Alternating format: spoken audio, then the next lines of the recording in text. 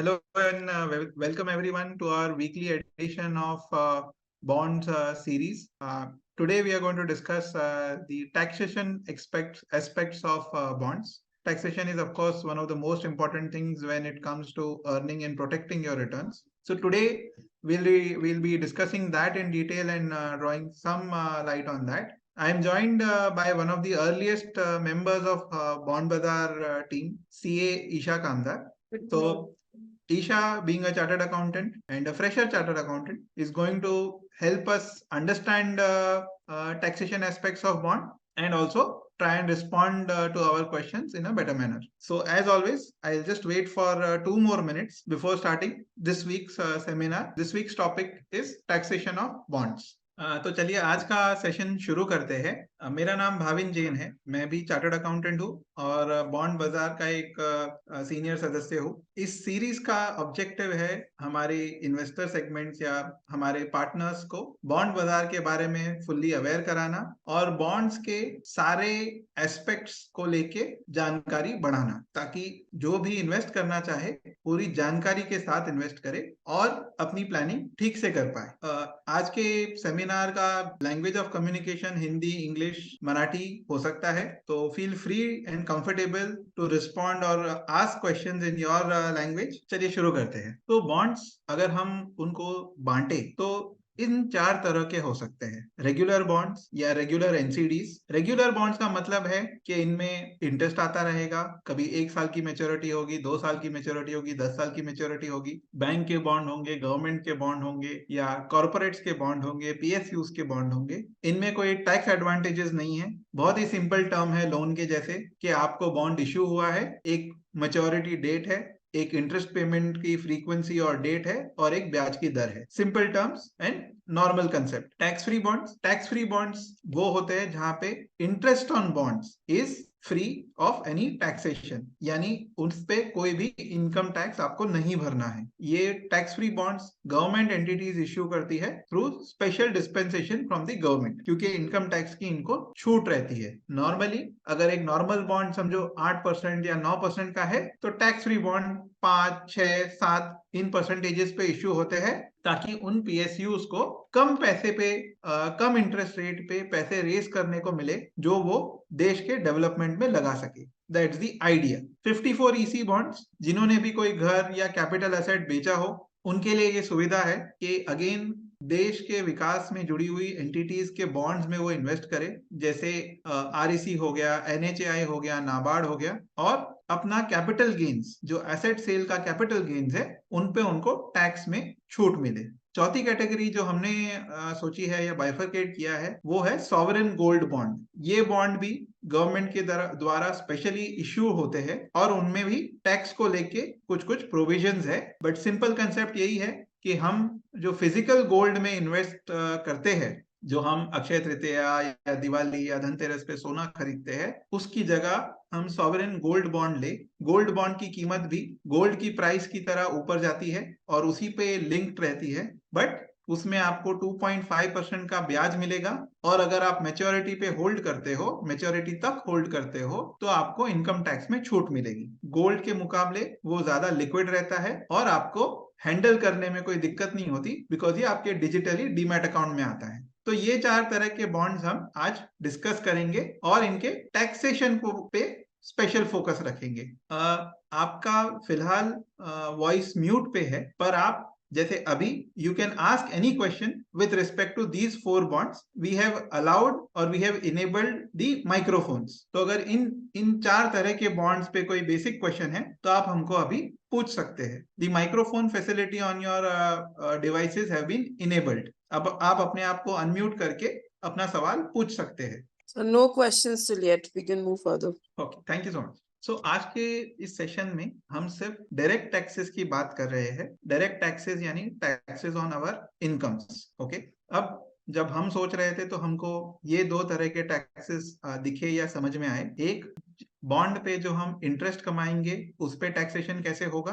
दूसरा, अगर मेरे बॉन्ड 100 रुपए का बॉन्ड मैं समझो 102 या 103 पे बेचता हूँ और मुझे कोई कैपिटल गेन्स होता है तो उसका टैक्सेशन कैसे होता है। These are the 2 taxations which are applicable with respect to bonds. अगर इससे रिलेटिंग कुछ या इससे एंसिलरी कुछ है तो जनरली वो यही दोनों में कैटेगराइज होगा। एक और एस्पेक्ट है which is tax reduction at source, which is a part of your income tax और टैक्सेशन ऑफ इंटरेस्ट इनकम। इसके ऊपर भी हम चर्चा करेंगे। तो पहले हम इंटरेस्ट इनकम को, yes Sandeep ji, as part of my portfolio page, जैसे आपको सारे डीमैट फैसिलिटेटर्स से आपकी कैपिटल गेन्स की वर्किंग मिलती है, बॉन्ड बाजार भी आपको बताएगा कि आपको कितनी इंटरेस्ट इनकम आई और कितना कैपिटल गेन्स हुआ। फिर आप अपने स्लैब के अनुसार टैक्सेस कैलकुलेट कर सकते हैं। This is in works. ये हमारा मानना है कि नवंबर एंड तक आ जाएगा।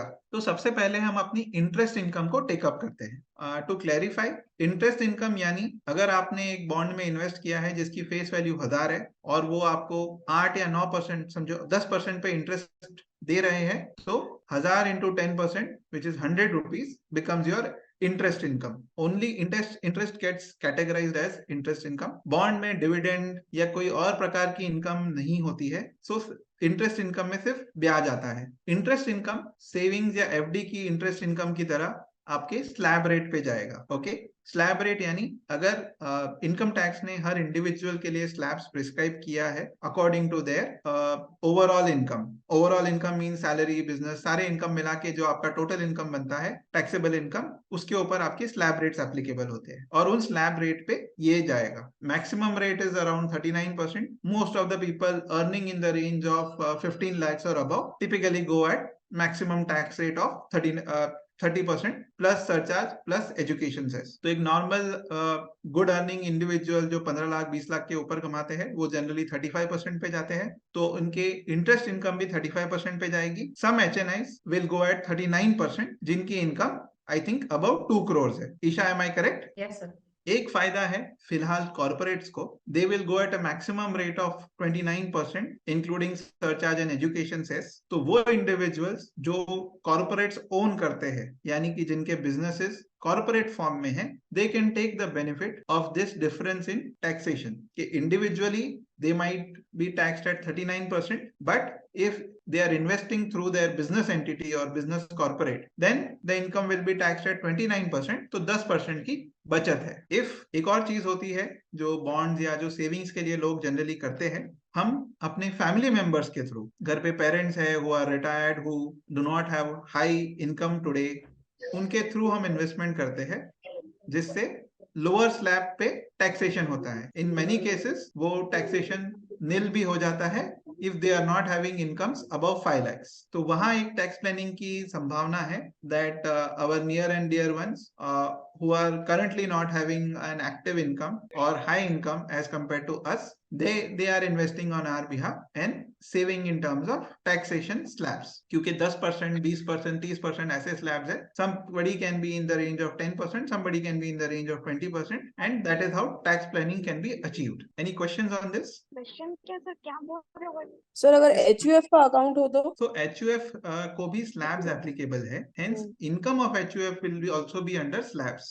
That HUF will be counted as corporate or I suppose corporate or individual? HUF will be treated as individual। Individual, yeah. Okay. Yes, विशेष ध्यान देना है क्लबिंग पे। HUF में there has to be a initial corpus which has to be invested और उसके through आपकी income HUF में tax होती है और HUF को स्लैब का फायदा मिलता है। As I understand, अराउंड 2,50,000 तक का एग्जेम्पशन है और उसके ऊपर स्लैब रेट पे टैक्सेशन है। सर इंडिविजुअल में भी 2,50,000 तक का एग्जेम्पशन है? Yes, और HUF में भी? yes, हाँ, मतलब because it is considered as an individual. Okay. HUF is considered as an individual। And corporate में sir? HUF is allowed to open demat accounts and operate demat account। कर्ता or any of the co-partners can be authorized to operate that demat account। And corporates का sir अगर कितना level तक मतलब tax free है? जैसे 2,50,000 आप इसमें कह रहे टैक्स फ्री है। कॉर्पोरेट्स में मैडम कोई स्लैब एप्लीकेबल नहीं है, so all the entire income is taxed at this rate, standard rate. 39%. There are no slabs।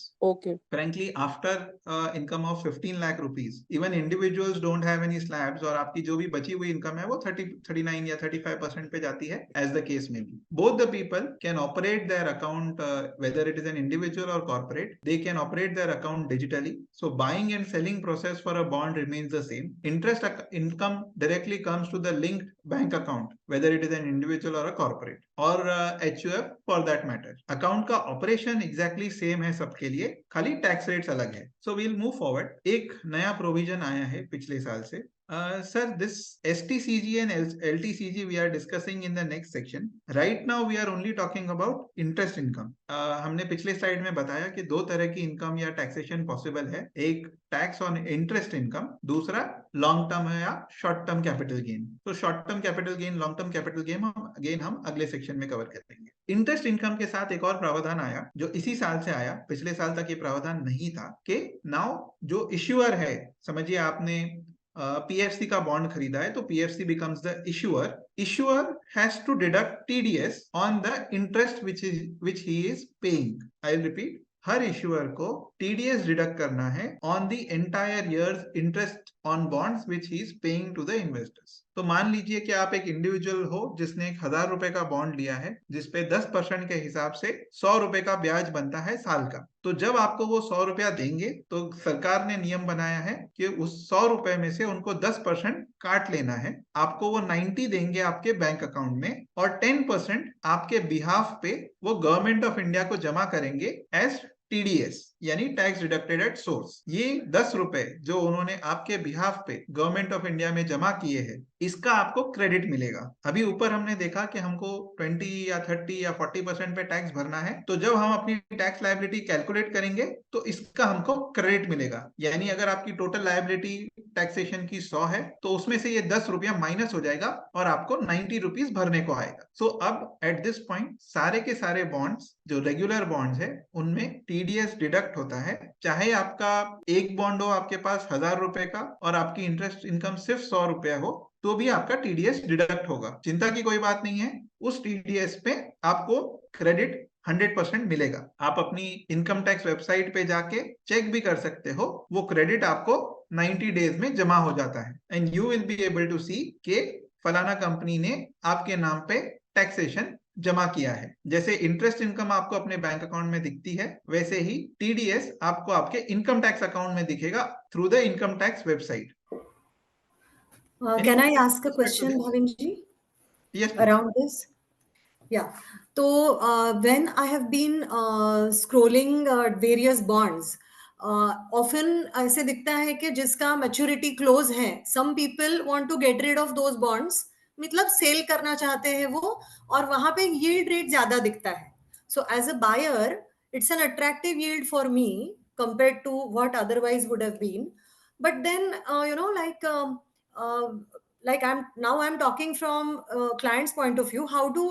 How is it beneficial to my client to invest in a bond जिसमें 1 महीने में maturity है, 2 महीने में maturity है?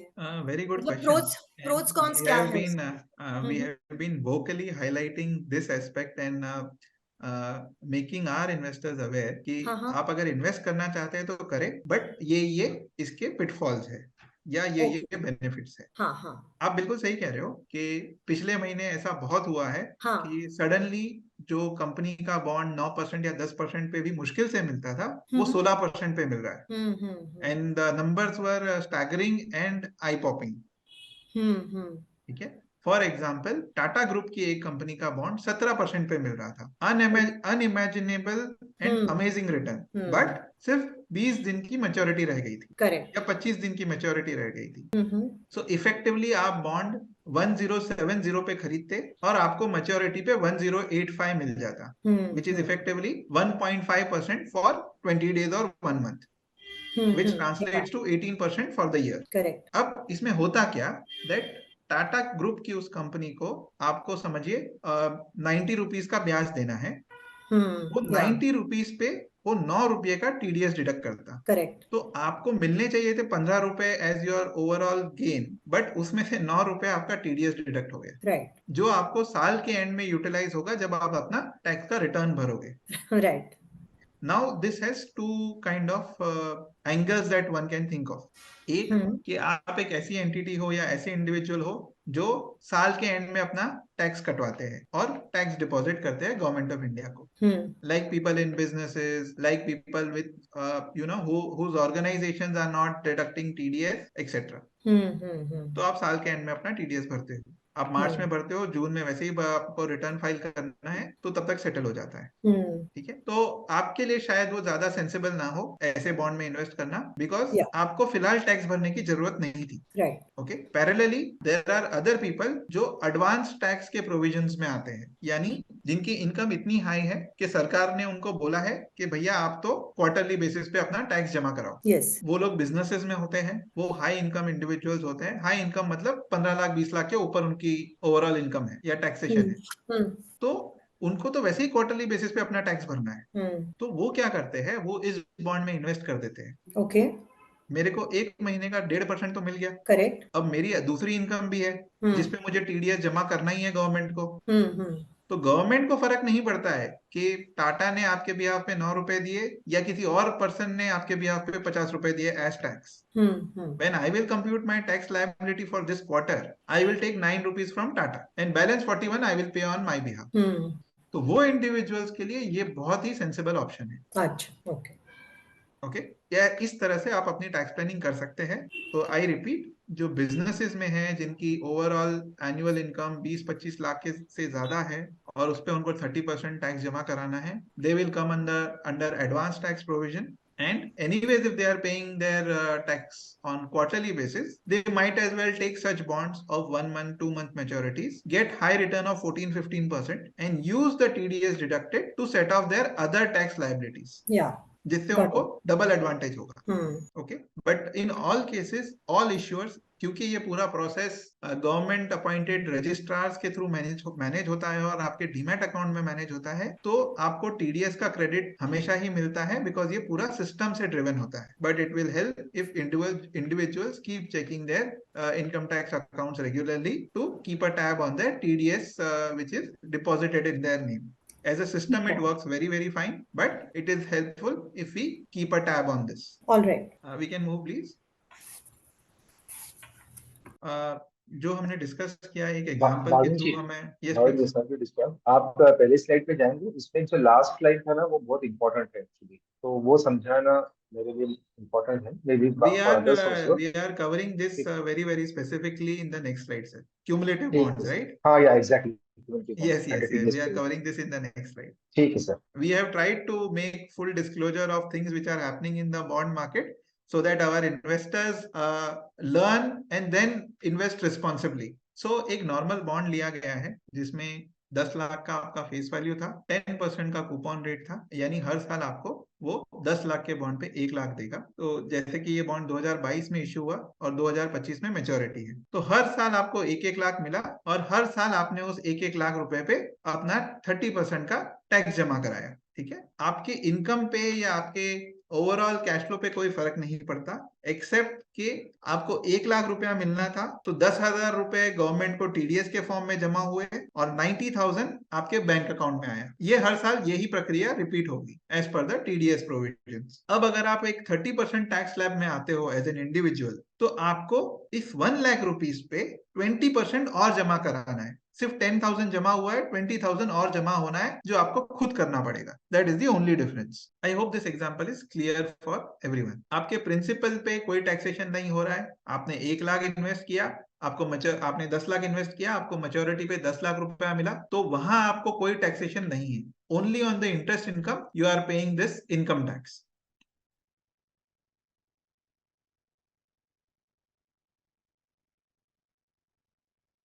So let's move forward.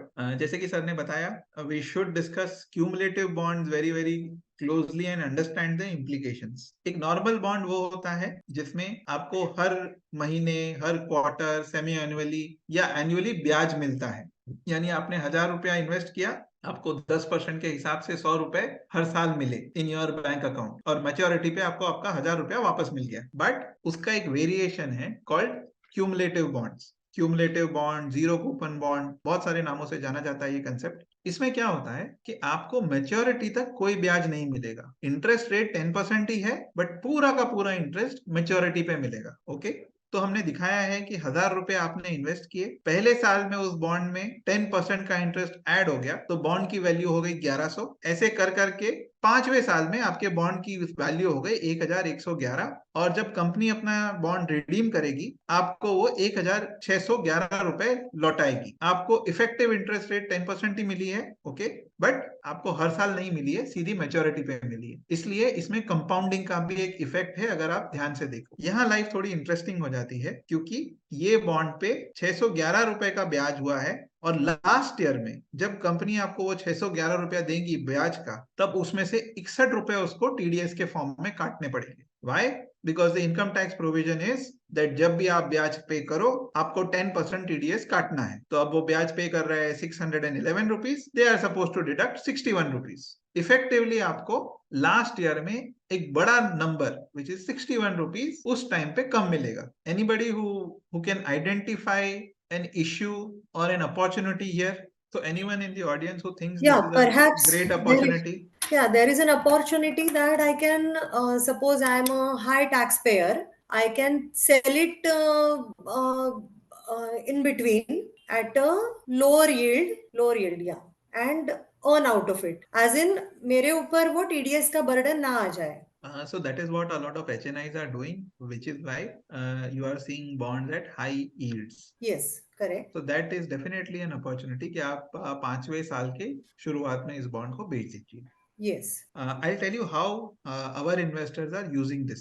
तो पहली बात तो आपको कंपाउंडिंग मिल गया। अगर आज कोई बॉन्ड 10% दे रहा है, फर्स्टली अगर हमको कंफर्ट है तो it becomes a steal, because एक नॉर्मल एफडी आपको 6-7% से ज्यादा नहीं देती। This way I am locking in my returns for 5 years at the rate of 10%। दूसरा, जो एक छोटा अमाउंट आता है, lot of our investors really don't want interest income to hit their bank account. They are happy if it gets reinvested automatically.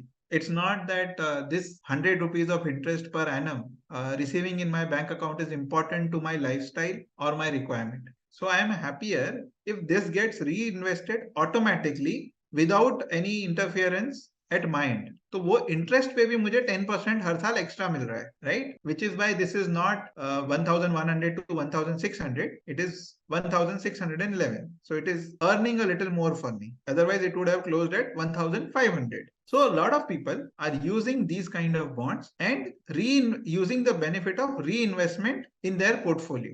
दूसरा फायदा कि 5 साल तक आपको इस पे टैक्स नहीं भरना है, बिकॉज क्यूमुलेट हो गया, आपको रिसीव ही नहीं हुआ interest. Those who are following cash system of income tax और इनकम, वो ये अज्यूम करते हैं कि जब मेरे को ये इंटरेस्ट रिसीव होगा तो मैं इस पे टैक्स भरूंगा। तो 5 साल तक मैंने इस पे टैक्स नहीं भरा। जब मुझे फाइनली रिसीव हुआ तब मैंने इसको टैक्स में ऑफर कर दिया। तो जो मैंने नहीं भरा, in first year I would have received 100, I would have paid tax of 30। यहाँ पे वो 30 5 साल तक री इन्वेस्ट हुआ है, और 5वें साल में वो 30 पे मैंने टैक्स भरा है। तो वो एक छोटा सा फायदा मुझे मिल रहा है यहाँ पे। Sir Sandeep ji, this is a matter of policy at corporate level, but from what we have experience, जब वो लोग इंटरेस्ट एक्चुअली पे करते हैं इन्वेस्टर को, तब वो टीडीएस जमा कराते हैं। This matter I think will get more let's say highlight once these kind of cumulative interest bonds are being issued in a larger vein.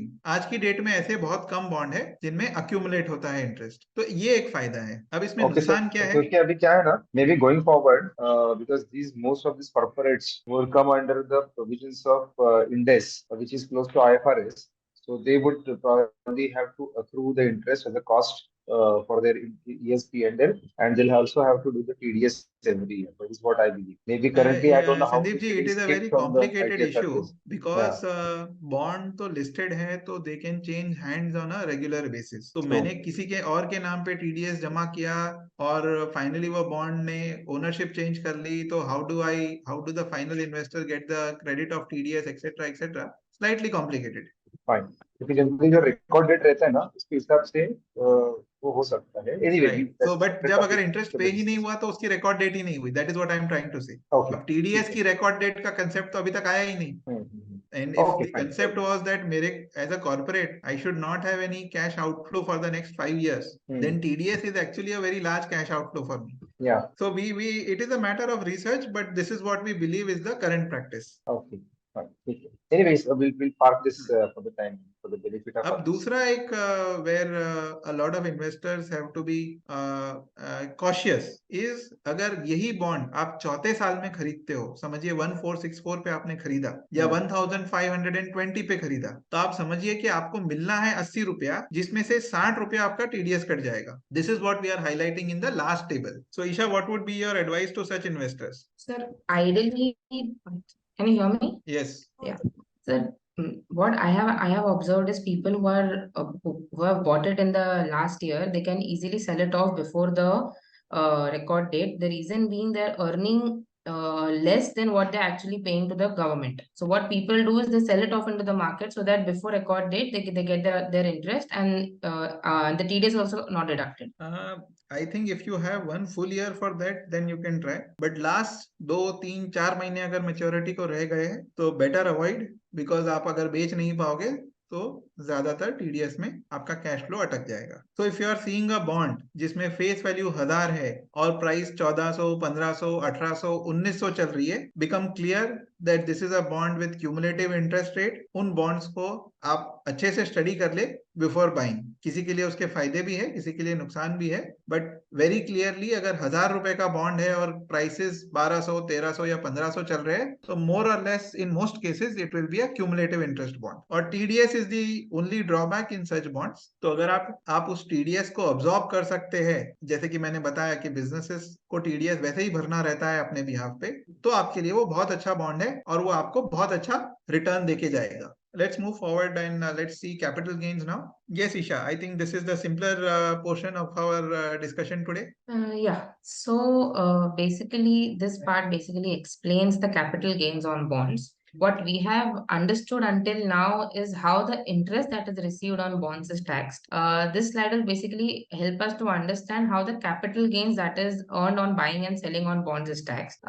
Just like equity, bonds are also listed on the exchange. So as per income tax, every listed bond has a duration of 12 months. If the bond is sold within a period of 12 months, it is known as short term. The gain that is earned on that sale is short term. However, if it is sold post 12 months, the gain that is earned is long term.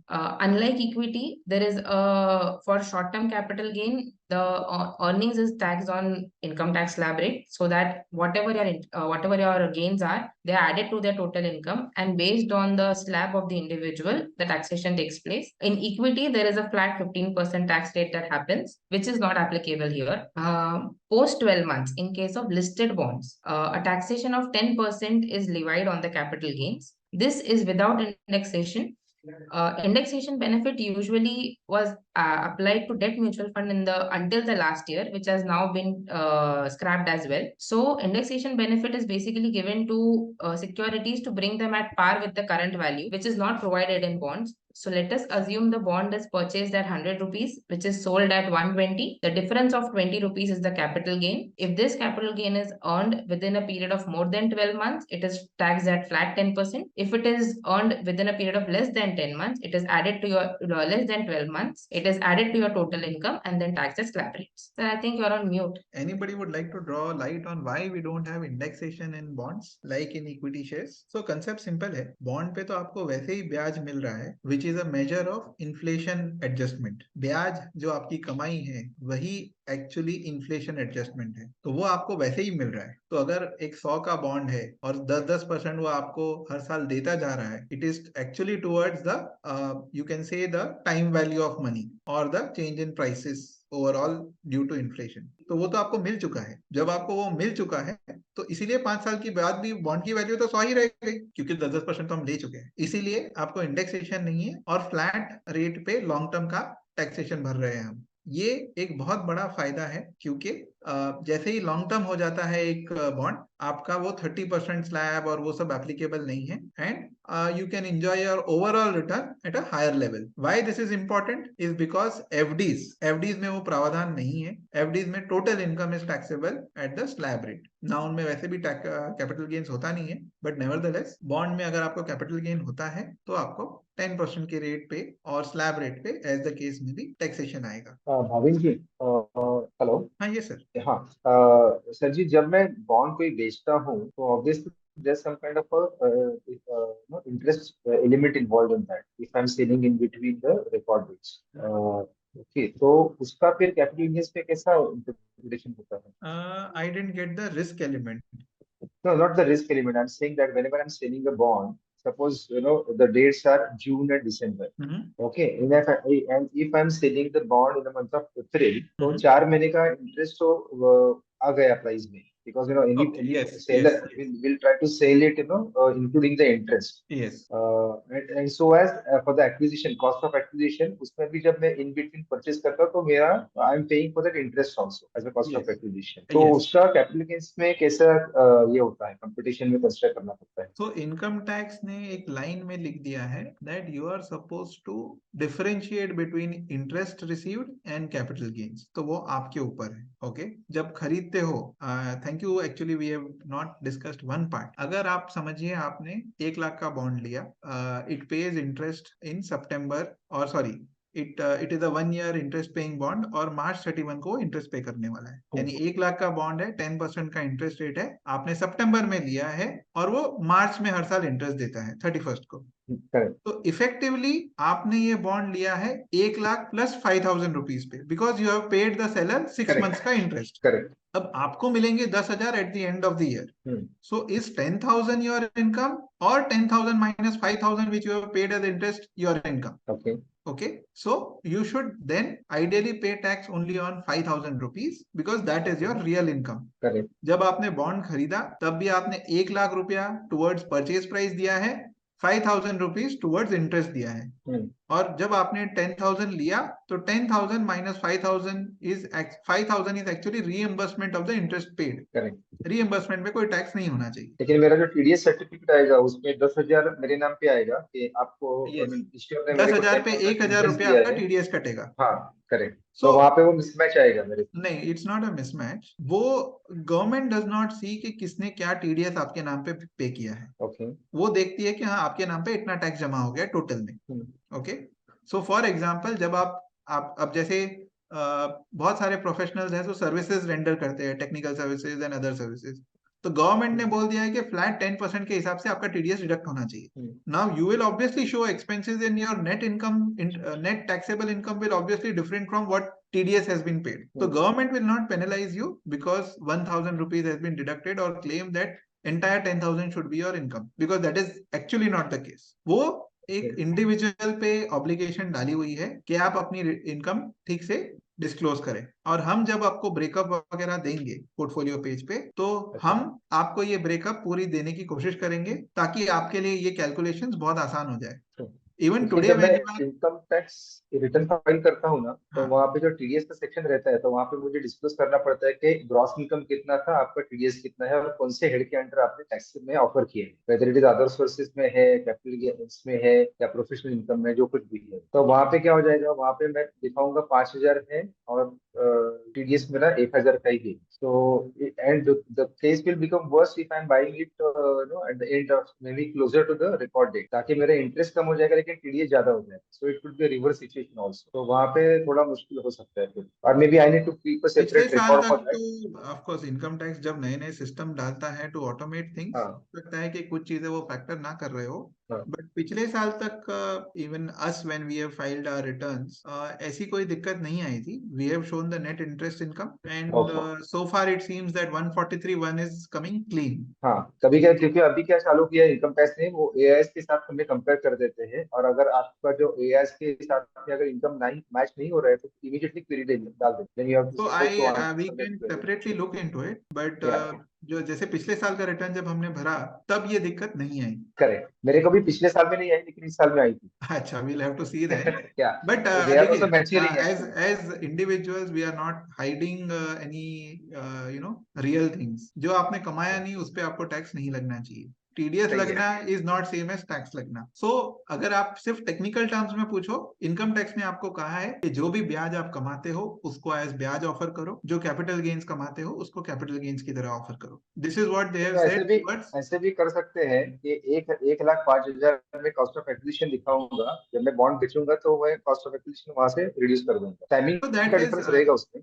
See, that may make your life easier, but principally it does not sound great. True. I agree with you. And Principally, it of is course, वहां required. पे भी आप tax planning कर सकते हो, but principally that does not seem to be the how the law intended that to be. Correct. Of course, they have Correct. not Correct. You're right. facilitated that, so that is a different challenge to be handled. True. I think it is not a problem as far as I'm concerned. It was not a problem for this year, so we can probably relook at that. Sure. Sure. But idea of this slide is कि अगर आपने खरीदते वक्त कुछ ब्याज भरा है या बेचते वक्त आपको ब्याज मिला है, तो दोनों को एक्सक्लूड करें और सिर्फ नेट को एज कैपिटल गेन्स ऑफर करे. That is how the law intends this to be. अगर आप बॉन्ड बाजार के वेबसाइट को देखेंगे तो जब आप कोई भी बॉन्ड खरीदते हो तो हम आपको accrued interest as a separate item दिखाते हैं, so that you can know that okay आपने 1000 रुपए का बॉन्ड खरीदा है, उसमें से 30 रुपया 20 रुपया 10 रुपया कुछ एक अक्रूड इंटरेस्ट है जो आपने पे किया है पिछले सेलर को. That is something that we intend that to be in your portfolio page as well, ताकि Yeah, आपको no, that would be a register good हो. help. Yeah, Yeah, that would be a good help actually. अगर वो information मिल जाती है. right. That is how we are intending the portfolio page to be, which is why it is taking some time. But taxation terms में bonds बहुत simple product है. There are no complications and as such very systematic. Let's move forward. So again an example of this. Isha, you want to take up? Yes, sir. So basically, if you, this is an example that we have taken, which will explain the capital gains part of taxation. The name of the bond is UPPCL. It is a 10 lakh rupee bond giving you annual interest at the rate of 10% per annum. Therefore, every year it will be depositing 1 lakh rupee as an interest on your account. So in this case, let us assume that the sale price after 2 years is around 10,50,000. The buy price is 10 lakh rupees. There is a capital gain of 50,000. Assuming it is a capital gain that has taken place post 12 months, hence it is a long-term capital gain. There is a 10% taxation without indexation benefit, which comes to 5,000 rupees. However, had this sale been made within a period of 1 year, the taxation of 50,000 the income of 50,000 would have been short-term capital gain, and the tax on that would be based on the slab rate. Assuming the slab rate here is 30%, 50,000 into 30% comes to 15,000 of tax. I hope this is clear. Let's move forward. Just recapitulating now some of the other bonds जो अभी तक हमने detail में cover नहीं किए. This is the same principles will जो हमने अभी तक डिस्कस किए will apply to these bonds also with minor exceptions relating to these bonds. तो जैसे tax free bond है तो only interest income on a tax free bond is exempt from tax. अगर आपको कोई capital gains होता है तो that would be taxable at the provisions which we have explained just now. आपको कोई ब्याज मिलता है तो that is tax free. Tax free bonds में current yields are in the range of 5.5 to 5.7, 5.8. अगर आप उसमें 30% की ग्रॉसिंग अप करो, यानी 30% अगर आप टैक्स ब्रैकेट में आते हो और वो आपका बच रहा है, तो आपका इफेक्टिव रेट हो रहा है 8.4 to 8.6%. These are blue chip PSU companies of government of India. तो आप ये मान सकते हो कि इफेक्टिवली एक गवर्नमेंट ऑफ इंडिया कंपनी से आपको 8.6 टाइप का ब्याज मिल रहा है. And that is how a lot of investors are attracted to this product. Practically अभी ज्यादा टैक्स फ्री बॉन्ड्स नहीं इश्यू होते हैं, तो आपको जो पुराने टैक्स फ्री बॉन्ड्स इश्यू हुए हैं उन्हीं में से सेकेंडरी मार्केट में बॉन्ड्स मिल जाएंगे. It is a preferred product of HNI investors जो सेफ्टी चाहते हैं. जनरली टैक्स फ्री बॉन्ड्स की तुलना लोग SBI की FD या किसी अच्छे PSU या प्राइवेट बैंक की FD से करते हैं. Thank you. Actually we missed out on mentioning this. Tax free bonds ATC में नहीं आते हैं. ऐसा नहीं है कि आपके पास सिर्फ 1.5 लाख की इनकम की लिमिट है. इसमें टैक्स फ्री बॉन्ड एक सेक्शन 10 ब्रैकेट 15 में आते हैं और उसी सेक्शन में इश्यू होते हैं. तो वहां पे in most of them there are no limits to your investment. But lately we have started seeing bonds जिनमें ये लिमिट्स आ रही है that you can go you can invest in a particular tax free bond up to 10 lakh rupees for retail investors. तो अगर आप 10 लाख के अंडर कोई टैक्स फ्री बॉन्ड ले रहे हो तो आपके लिए कोई लिमिट एप्लीकेबल नहीं है और वो ATC में नहीं आएगा. आपका ATC benefit continues as it is. आप ATC में अलग से 1.5 लाख का इन्वेस्टमेंट कर सकते हो. टैक्स फ्री बॉन्ड में कुछ स्पेसिफिक कुछ बॉन्ड्स में एक कैप है कि आपको 10 लाख तक ही एक पर्टिकुलर टैक्स फ्री बॉन्ड खरीदना है. उसमें भी लोग क्या करते हैं कि NHAI का 10 लाख का टैक्स फ्री ले लिया, फिर IRFC का ले लिया, फिर PFC का ले लिया, फिर REC का ले लिया. तो उस हिसाब से आप अपनी इन्वेस्टमेंट्स मैनेज कर सकते हो. But ATC benefit does not get affected by this tax free bond. ये section 10 bracket 15 में आता है. Thank you very much for asking this question. What is the difference between current fixed yield and effective interest rate What is the differentiation? See current fixed yield is what कि अगर आपने आज खरीदा तो maturity तक आपका return generally ये चलेगा। इफेक्टिव इंटरेस्ट रेट का क्या मतलब है, आप ये आपका नेट ऑफ टैक्स रिटर्न है। Current fixed yield is your net of tax return, tax तो है नहीं उसमें, तो नेट ऑफ टैक्स आपने 6% कमा लिया फॉर एग्जांपल। अब नेट ऑफ टैक्स 6% कमा लिया, अगर आप इसको एक नॉर्मल टैक्सेबल इंस्ट्रूमेंट से कंपेयर करो तो it is effectively 9%। 9% minus 33% tax will give you 6% of net of tax return. तो that is what we are trying to show here. Okay. And that is how people are comparing their returns on tax free bonds. तो वो कहते हैं कि एक private bank की FD में मैं 8% पे डालूं या 7.5 पे डालूं, उससे अच्छा मैं टैक्स फ्री बॉन्ड ले लेता हूं eight the rate of 8.5। Yes. Okay. These are blue chip Indian companies, so they are treated as safe as your SBIs of the world. We can now move forward. This is something that we have not touched upon, and it is different also. Isha, please take this up. Yeah. 54 EC bond basically are tax saving bonds. They are another category that helps you save tax. This bond specifically comes into picture when you have sold a property. So let us assume you have purchased the property like 5-7 years ago and you're selling it today.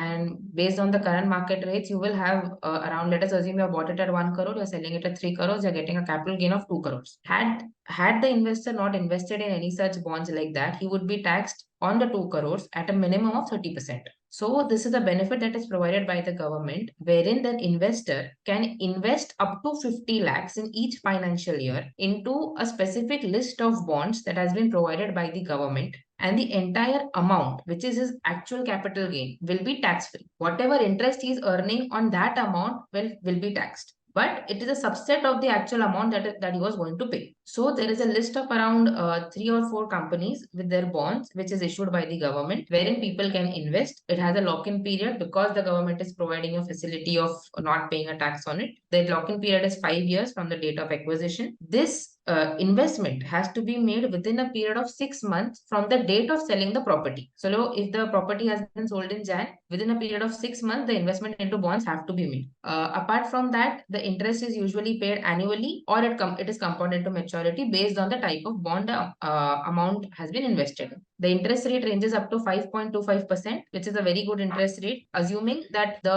tax is only going to be based on the 5.25 interest that is being earned by the investor. Any questions we have in this area? Yeah, I have one question. Yeah. आपने जो example लिया कि 2 करोड़ का मुझे profit हुआ है, capital gains हुआ है, okay, but there is a limit that for financial year I can invest only up to 50 lakhs. ठीक है, तो continuing with your example that if the property is sold in the month of January, so in for next 6 months, because I am supposed to invest in next 6 months, I get 2 financial years. Yes. Correct. So can I invest up to 1 crore and get the benefit and pay only tax on 1 crore of capital gains? Yes, that is something that most of the investors are actually doing in the market right now. Since the financial year changes, they invest 50 lakhs into March and 50 lakhs post-March, that comes in April, which differentiates the financial years. Okay, fine. So these bonds are not available for trading. ये exchange पे generally नहीं available होते। खरीदने का process थोड़ा सा physical है, आपको apply करना पड़ता है, आपको government को पैसे जमा करने होते हैं, हर महीने के end में government ये bonds issue कराती है। These are non-tradable bonds, actually not available on Bond Bazaar platform as such, but हम ये physical process में अपने customers को help कर रहे हैं। इसमें lock-in रहता है 5 साल का, 5 साल के पैसे अगर आपने bond बेच के या withdraw कर लिए तो आपको फिर से टैक्स लग जाएगा। Yes. 5 साल का लॉक इन रहता है, अगर आप उसके पहले विड्रॉ करते हो तो आपको टैक्स लग जाएगा। And it is applicable towards property as well as some capital assets. Can you move on please? This is another amazing area with Government of India initiative which has really seen retail traction. Sovereign gold bond is a amazing alternative to physical gold. अब आपको physical gold में invest करने की बजाय option दिया गया है कि आप डिजिटल गोल्ड में इन्वेस्ट करें, यानी government of India issued gold bond में इन्वेस्ट करें। एक तो गवर्नमेंट उस पे 2.5% इंटरेस्ट देती है, प्लस मैच्योरिटी पे अगर समझिए आपने 60,000 पे इन्वेस्ट किया है सोने के बॉन्ड में, और मैच्योरिटी पे सोने की वैल्यू 1 लाख हो जाती है, तो आपको 1 लाख रुपए मिलेंगे पर बॉन्ड, प्लस उस 1 लाख रुपए पे आपको कोई कैपिटल गेन्स नहीं होगा। आज अगर हम सोना खरीद के 5 साल 7 साल बाद बेचने की कोशिश करेंगे तो उस पे हमको कैपिटल गेन्स भरना पड़ेगा। If you are using these bonds then we can have exemption on that capital gain. So when you have these lull periods when the gold prices don't rise for a good amount of time, this 2.5% can come in handy. दूसरा, जब आप सोना खरीदते हो तो मेरे ख्याल से 1% या 2% GST है. What is the percentage? 1% I think. अगर आप गोल्ड बॉन्ड खरीदते हो तो उस पर कोई GST नहीं है. 3%, sir. 3%. So GST नहीं है, तो वो भी एक बचत हो रही है. Lastly, लाइक फिजिकल गोल्ड, ये फुल्ली ट्रेडेबल है, यानी जब भी आपको जरूरत पड़े आप इसको बेच सकते हो. ऑन बॉन्ड बाजार you have gold bonds available. Typically, most of our investors are using this gold bond or investing in gold bond in an SIP manner. यानी हर महीने की 5 तारीख 7 तारीख को आप एक बॉन्ड ले लेते हो. एक सिंगल बॉन्ड की वैल्यू आज की डेट में करीब 5,900 रुपए है. So you can buy one single bond every month and make a SIP of gold bonds. Any questions with respect to gold bonds? I think it is 4 kg. So you can have around one bond is 1 gram. So you can have 4,000 such bonds in your account. 4 kgs for an individual, sir. For a non-individual, it ranges up to 20 kgs as well.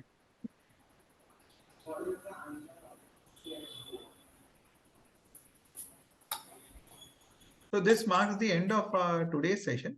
If we have any more questions, we can. You are all unmuted, so you can ask now. One question, Bhavinji.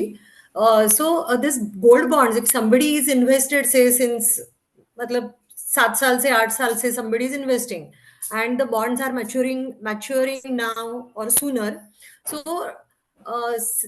8 years ago the gold value was less. I'm not sure how much was it. I'm just hypothetically saying. So 7-8 साल में तो gold price काफी बढ़ जाती है. So you are saying कि on maturity, whatever capital gain I get is all tax free, meaning Yes. zero. Okay. Yes. Whether If I you are- purchase it in secondary market or this meaning IPO, yeah, original. So there are 2 degrees of views on that. Our view is that अगर आप secondary market में भी, तो provision is कि आपको maturity पे जो proceeds मिली वो tax free है. ओके, तो कुछ लोगों का कहना है कि आईपीओ में खरीद के मैच्योरिटी तक होल्ड किया तो टैक्स फ्री है. हाँ हाँ. If we read the law as the law stands today in plain words, then it can mean that आपने सेकेंडरी में खरीदा और फिर भी मैच्योरिटी तक होल्ड किया, then you should get tax exemption. हाँ हाँ. So my request will be to consult your tax expert on that because there are 2 degrees of views prevailing in the market. Okay. Okay, but to share one thing, I have seen gold bonds or been tracking gold bonds. जब सोने की value 45,000 थी तब gold bond was something like 44,000. आज सोने की value 59,60,000 हो गई है, तो gold bond is at 59,60,000. So it is effectively tracking the market and actually really reflecting the market movements of gold prices. So in essence, it has become the digital gold the way it was intended to be. Bhavin ji, tax department से कुछ clarification नहीं आया कि अभी तक कुछ notification और anything with respect to this? This is actually very important to us, but we have been tracking this, nothing that we know of. Okay, क्योंकि गोल्ड बॉन्ड्स तो इशू करना कब का चालू हो गया है? So maybe some bond One thing is there कि मेरे ख्याल से पहली मैच्योरिटी 24-25 में आ रही है. हाँ, yeah exactly, I was about to say that कि 1-2 साल में आएगी मैच्योरिटी. So तब तक आई थिंक जब a lot of such queries will get accumulated, तब क्लैरिटी भी आ जाएगी. सर वन डाउट, अभी आपने बोला कि 24-25 को फर्स्ट सीरीज आ रही है, so after that maturity will complete, right? Yes. Means that 8 years has completed, right? Yes. So after that bond will not be traded in the market, secondary market? नहीं, तो वो तो पैसे ही आपको वापस मिल गए ना, गवर्नमेंट ने आपको पैसे ही लौटा दिए. Whoever is the holder of that bond is will get his money from the government. Okay, and let's say suppose that bond has bought in a 2020, let's say 3 years back.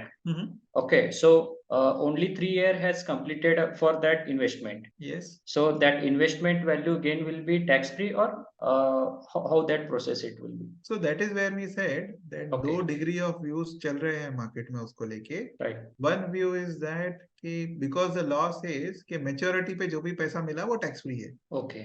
One can say that ठीक है, आपने तो बोला नहीं कि मेरे को IPO में लेके मैच्योरिटी तक होल्ड करना है, आपने सिर्फ बोला कि मैच्योरिटी पे जो दे दिया वो टैक्स फ्री है. Okay. तो I will interpret it that way.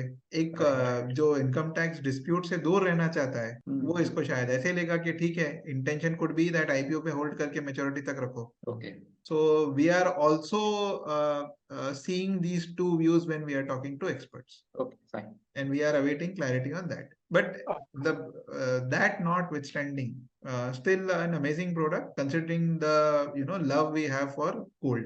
Yes, right. So everybody who is our investor, we typically advocate कि आप बाकी सब तो कर ही रहे हो, please buy 1 or 2 gold bonds every month in SIP Yes, form. at least 5 to 10% portfolio should be in gold as per investment So methodology. something that is time tested, Yes, then yes. one can make use of this opportunity. Okay, got it. So thank you everyone for your kind presence and participation. We are active on social media, so do follow us and share. Follow us on LinkedIn and Instagram, etc. Please also mention the topics that you would want us to cover in our future seminars. We would want to bring as much clarity with respect to bonds and bond market. And given your kind presence, we would love to hear from you as to the topics you want us to cover. So till next week, this is goodbye from us. Look forward to our next interaction. Thank you so much. Bhavik जी, एक हाँ जी। अलग topic पे है actually. मैंने आपके जो email address है ना, रजिस्टर्ड ईमेल एड्रेस, इसमें भी एक मैंने सजेशन दिया है। क्या होता है कि जब अपना रिपोर्ट आ जाता है ना ईमेल पे, तो वो HTML फॉर्म में है।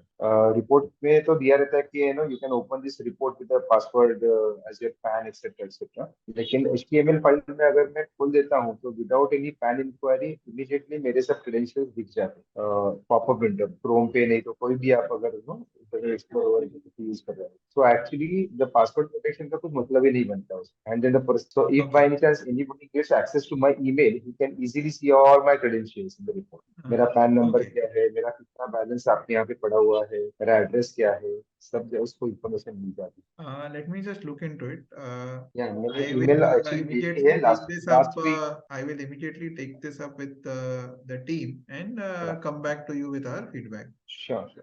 आपके यहाँ से मेरे को ईमेल मिल गई है कि thanks for noting this down and will transfer it to our technical team to resolve this matter करके।